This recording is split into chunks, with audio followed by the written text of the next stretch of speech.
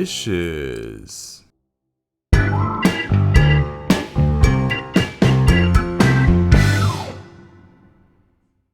Hello and welcome back! Today we're going to cook BASA fish cake. Let's begin! For the ingredients, we need 900 grams of BASA fillet, 200 grams of ground chicken, 50 grams of dill, 3 tablespoons of cornstarch, 1 tablespoon of baking powder, 1 tablespoon of chicken powder, 1 tablespoon of cooking oil, 1 teaspoon of pepper, 1 tablespoon of sugar, 1 tablespoon of fish sauce, and a little bit of minced shallot and garlic. First, take off the leaves from the dill. Keep a few branches for decoration. Then chop them in small pieces. Cut the BASA fish in small pieces while they're still a little bit frozen. Then blend it. Go from low to high speed until the fish is like this. Well done!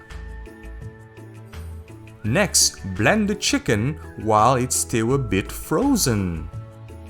Then mix the blended chicken and fish together. Mix well the baking powder and cornstarch. Pour the powder into the fish mixture. Add the cooking oil, then pepper, also sugar, of course the fish sauce, and the chicken powder. Mix them with a mixer. Go from low to higher speed. Mix about 8 minutes. Every 2 minutes, stop and clean around the bowl. Once done, add the minced shallot and garlic. Mix it well. Then add the dill. Again, mix it well, but not too fast. After that, make the balls and put it into a hot oil. Fry them until they look golden brown like potatoes. Now do some tests by cutting it and bend it. Ha! It's like rubber. Look, I can squeeze it.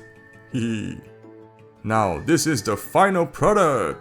Look at it, so yummy. Bon appetit!